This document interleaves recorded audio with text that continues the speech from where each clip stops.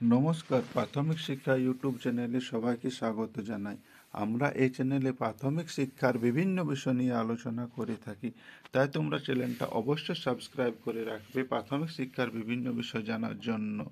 আজ আমরা আলোচনা করব চতুর্থ শ্রেণীর আমাদের পরিবেশ বইটির 27 থেকে 32 পাতার হাতে কলমের অংশগুলি। তো এখানে 27 পাতার যে পাঠটি রয়েছে তা হচ্ছে শরীর। শরীর পাঠের প্রথমের অংশ খাবার কোথা থেকে পায়। তো এখানে দেখো অনেকগুলো খাবারের ছবি আছে, এর নিচে আমাদের হাতে কলমের অংশ রয়েছে। তো হাতে কলমের অংশগুলো এখন আমরা করব। তো এখানে প্রথমে রয়েছে ওপরে খাবার তৈরির উপকরণের কিছু ছবি দেওয়া আছে। এগুলো থেকে কি কি খাবার তৈরি হতে পারে বড়দের সঙ্গে আলোচনা করে নিচে লেখো। তো এখানে এই যে ছবিগুলো রয়েছে, এই ছবিগুলো দিয়ে কি কি খাবার তৈরি হতে পারে তা নিচে লিখতে হবে। এবং এই যে ছকটি রয়েছে, এই ছকটিতে দুটি ভাগ করা রয়েছে। এমন কিছু যা সরাসরি খাওয়া যায়, আর যে যে খাবার অন্য খাবারের সঙ্গে মিশিয়ে বানানো হয়। তো এখানে দেখো যা যা সরাসরি খাওয়া যায় এই ছবিগুলোর মধ্যে, যেগুলো সরাসরি খাওয়া যায়। তো এখানে দেখো আম, কলা, পেঁপে, আপেল, নারকেল, গাজর, দুধ, দই, মধু ইত্যাদি এগুলো সরাসরি খাওয়া যায়। আর যে যে খাবার অন্য খাবারের সঙ্গে মিশিয়ে বানানো হয়, তো এই ছবিগুলোর মধ্যে চাল, ফুলকপি, পালং শাক, পটল, লাউ, আলু, গম, চিংড়ি, মাছ, মাংস, ডিম ইত্যাদি এগুলো অন্য খাবারের সঙ্গে মিশিয়ে বানানো হয়। এরপর 27 পাতার এই নিচের যে হাতে কলমের অংশটি রয়েছে তাতে রয়েছে উপরের ছবিগুলোর সাহায্যে তোমাদের প্রতিদিনের একটা খাদ্য তালিকা তৈরি করো। তো এখানে ছকে 4টা ভাগ রয়েছে। সকালে কি খাও, দুপুরে কি খাও, বিকালে কি খাও, আর রাতে কি খাও। তো এই যে ছবিগুলো রয়েছে, এই ছবিগুলোর মধ্যে আমরা কখন কি খাই তা এখানে লিখতে হবে। তো এখানে দেখো সকালে আমরা দুধ, ডিম, কলা, মধু এগুলো খেয়ে থাকি। দুপুরে আমরা ভাত, ডাল, তরকারি, মাছ, মাংস, ডিম, দই খাই। এবং বিকালে আমরা যে কোনো ধরনের ফল খাই। রাতে আমরা রুটি, তরকারি, মাছ, মাংস, দুধ ইত্যাদি খেয়ে থাকি। এরপর 28 পাতার প্রথমে রয়েছে ছবিতে দেওয়া উপকরণগুলো থেকে তৈরি খাবার ছাড়াও তোমার এলাকায় আর অন্য কোনো রকম খাবারের কথা জানা থাকলে সেই খাবারের নাম আর উপকরণের নাম লেখো। তো এখানে একটা ছক দেওয়া রয়েছে খাবারের নাম আর উপকরণের নাম। তো এখানে দেখো ছকটিকে আমরা 3টি ভাগে ভাগ করে নিয়েছি, কারণ তার বেশি ভাগ করলে আর জায়গা থাকবে না, তাই আমরা এখানে 3টি ভাগ করে নিয়েছি। এবং খাবারের নাম ও উপকরণের নাম লিখেছি। প্রথমে লিখেছি চপ সিঙ্গাড়া। চপ সিঙ্গাড়ার উপকরণ হচ্ছে বেসন, আলু, ময়দা। তারপর রয়েছে চাউমিন। চাউমিনের উপকরণ হচ্ছে ময়দা, সবজি, ডিম, মাংস। তারপর রয়েছে লাড্ডু জিলাপি। লাড্ডু জিলাপির উপকরণ হচ্ছে বেসন, চাল গুঁড়ি, চিনি। এরপর 28 পাতার এই নিচে আরেকটি ছক রয়েছে।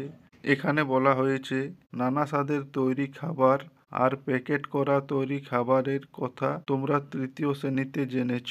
তোমরা প্রতিদিনের খাবারের তালিকায় এই ধরনের কোন কোন খাবার থাকে সেটা লেখো। নিজেদের মধ্যে আলোচনা করো, দিদিমণিকে জিজ্ঞেস করো এই খাবারগুলো প্রায় খেলে শরীরের কি কি অসুবিধা হতে পারে। তাহলে এখানে তোমার জানা খাবারের নাম, কবে তৈরি আর কতদিন অবধি খাওয়া যাবে। তো এখানে মূলত যে 4টি ছবি রয়েছে সেই 4টি ছবি আমরা এখানে লিখেছি। যেমন দেখো প্রথমে লিখেছি আলুর চিপস, কবে তৈরি 2 মার্চ 2024, কতদিন অবধি খাওয়া যাবে 1 জুন 2024। সাধারণত আলুর চিপস জাতীয় প্যাকেট খাবারে তৈরি থেকে 6 মাস অবধি খাওয়া যায়। তারপর লিখেছি চকোলেট। চকোলেট এটা তৈরি লিখেছি 3 মার্চ 2024, আর কতদিন অবধি খাওয়া যাবে সেটা লিখেছি 2 সেপ্টেম্বর 2024। এটা তৈরি থেকে কতদিন অবধি খাওয়া যাবে পর্যন্ত 6 মাস টাইম রয়েছে। তো এই চকলেট সাধারণত 6-7 মাস টাইম থাকে। তারপর রয়েছে লিচুর রস। লিচুর রস তৈরি 5 জুন 2024 এবং খাওয়া যাবে 4 ডিসেম্বর 2024। এটাও দেখো 6-7 মাসের মতন একটা টাইম রয়েছে। এই ধরনের টাইম থাকে দেখবে যে কোনো খাবারের প্যাকেটে 6 মাস, 8 মাস, 3 মাস এই ধরনের। এরপর রয়েছে কেক। কেক তৈরি 28 ফেব্রুয়ারি 2024 এবং খাওয়া যাবে 28 মার্চ 2024 পর্যন্ত। মানে এটা দেখো 1 মাস সময় দিয়েছি। মানে কেক সাধারণত তাড়াতাড়ি খারাপ হয়, তাই এটা 1 মাসের মতন সময় থাকে। তোমরা এই প্রত্যেকটারই ডেট আলাদা লিখতে পারো নিজেদের পছন্দ অনুযায়ী। এরপর 29 পাতার হাতে কলমের অংশে রয়েছে তোমরাও তোমাদের চারপাশের বিভিন্ন প্রাণীরা কি খায় আর কেমনভাবে বা খায় সে বিষয়ে নিচে লেখো। এই বিষয়ে তোমার জানা অন্য প্রাণীদের কথাও নিচে লেখো। তো এখানে দেখো প্রাণীর নাম রয়েছে, কি খায় আমাদেরকে করতে হবে এবং কিভাবে খায়। তো একটা করে দেওয়া রয়েছে। 1 নম্বরে মৌমাছি কি খায়, ফুলের রস। কিভাবে খায়, চুষে খায়। তো এইভাবে বাকিগুলো আমাদের করতে হবে। তো চলো দেখা যাক বাকিগুলো কি হয়। তো এখানে দেখো 2 নম্বরে রয়েছে ঘাস ফড়িং। ঘাস ফড়িং ঘাস ও পাতা খায়, চিবিয়ে খায়। 3 নম্বর কেঁচো। কেঁচো মাটির জৈব খায়, চুষে খায়। উকুন। উকুন রক্ত খায়, চুষে খায়। 5 নম্বরে রয়েছে ব্যাঙ। ব্যাঙ পোকামাকড় খায়, গিলে খায়। 6 নম্বরে রয়েছে সাপ। সাপ ব্যাঙ, ইঁদুর খায়, গিলে খায়। সাপও গিলে খায়। 7 নম্বরে রয়েছে পায়রা। পায়রা দানা শস্য খায়, গিলে খায়। পায়রাও গিলে খায়। তারপর 8 নম্বরে রয়েছে বিড়াল। বিড়াল দুধ, মাছ, মাংস খায়, চুষে ও চিবিয়ে খায়। দুধ চুষে খায় আর মাছ, মাংস চিবিয়ে খায়। তারপর 9 নম্বরে রয়েছে বাঘ। বাঘ মাংস খায়, ছিঁড়ে ও চিবিয়ে খায়। এবং 10 নম্বরে রয়েছে গরু। গরু ঘাস ও খড় খায়, চিবিয়ে খায়। এরপর 30 পাতায় দেখো রয়েছে দাঁতের যত্ন। এই পাতার একেবারে নিচের দিকে আমাদের কয়েকটি প্রশ্ন রয়েছে, সে প্রশ্নগুলোর উত্তর করতে হবে। তো চলো দেখা যাক এই প্রশ্নগুলোর উত্তর কি হয়। তো এখানে দেখো প্রথম প্রশ্ন রয়েছে আমাদের দাঁত মাজা দরকার কেন? উত্তর, কারণ দাঁত না মাজলে দাঁত খারাপ হয়ে যেতে পারে। 2 নম্বর প্রশ্ন রয়েছে দাঁত কখন এবং কিভাবে মাজা দরকার? তো এর উত্তর, দিনে 2 বার, সকালে ঘুম থেকে ওঠার পর এবং রাতে খাবার খাওয়ার পর ব্রাশ দিয়ে ভালো করে দাঁত মাজা দরকার। এরপর 3 নম্বর প্রশ্ন রয়েছে, এখানে 4 লেখা আছে কিন্তু এটা 3 নম্বর হবে। দাঁতের ফাঁকে খাবার আটকে থাকলে কি কি সমস্যা হতে পারে? তো এর উত্তর হবে দাঁতের ফাঁকে খাবার আটকে থাকলে তাতে অনেক জীবাণু বাসা বাঁধে। এই জীবাণুরাই দাঁত খারাপ করে দেয়। এরপর 31 পাতায় দুটো ছক রয়েছে, সেগুলো আমাদের করতে হবে। তো 31 পাতার প্রথমে রয়েছে তোমার বা তোমার বন্ধুদের কারোর কি কখনো দাঁতের সমস্যা হয়েছে? বন্ধু এবং শিক্ষক শিক্ষিকাদের সঙ্গে আলোচনা করে নিচের ফাঁকা স্থান পূরণ করো। দাঁতের অন্য রকম কোনো সমস্যার কথা জানা থাকলে সেটাও লিখো। তো এখানে ছকে রয়েছে দাঁতের সমস্যা, কেন এমন হয়েছে, কি করা দরকার, সমস্যা সমাধান না করলে কি হতে পারে। তাহলে এই ছকটা আমাদের করতে হবে। তো এখানে দেখো দাঁতের সমস্যা প্রথমে রয়েছে দাঁতে ব্যথা, কেন এমন হয়েছে, দাঁত খারাপ হয়েছে, কি করা দরকার, ডাক্তার দেখানো দরকার। সমস্যা সমাধান না করলে কি হতে পারে, দাঁতের ব্যথা বাড়তে পারে। তারপর রয়েছে মাড়ি থেকে রক্ত পড়া, কেন এমন হয়েছে, দাঁতের গোড়ায় সংক্রমণ হয়েছে, কি করা দরকার, ডাক্তার দেখানো দরকার। সমস্যা সমাধান না করলে কি হতে পারে, সংক্রমণ আরও বাড়তে পারে।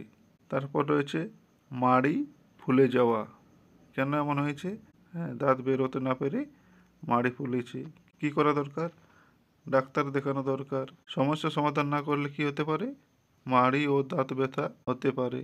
এরপর দেখো করেছি আমরা দাঁত ক্ষয়ে যাওয়া, কেন মনে হয়েছে, দাঁতে পোকা লেগেছে, কি করা দরকার, ডাক্তার দেখানো দরকার। সমস্যা সমাধান না করলে কি হতে পারে, দাঁত তুলতে হতে পারে। এরপর দাঁতের সমস্যা শেষে লিখেছি দাঁতে ময়লা জমা, কেন এমন হয়েছে? নিয়মিত দাঁত না মাজাই এর মন হয়েছে। কি করা দরকার? নিয়মিত দাঁত মাজতে হবে। সমস্যা সমাধান না করলে কি হতে পারে? দাঁত খারাপ হয়ে যেতে পারে। এরপর 31 পাতার নিচে আরেকটি ছক রয়েছে।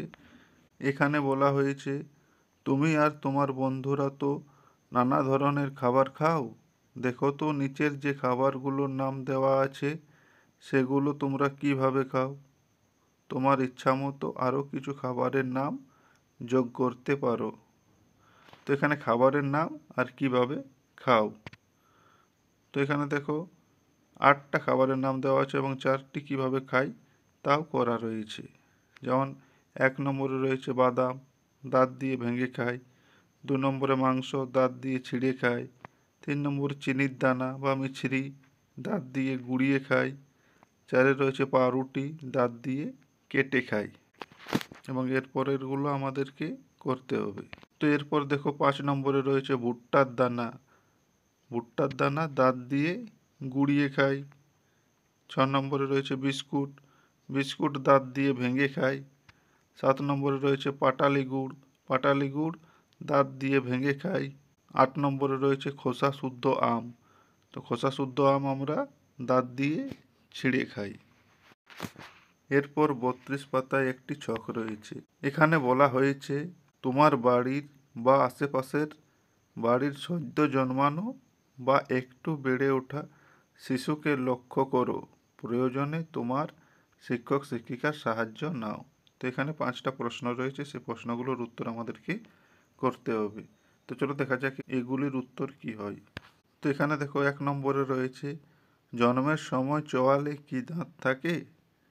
এর উত্তর হবে কোনো দাঁত থাকে না।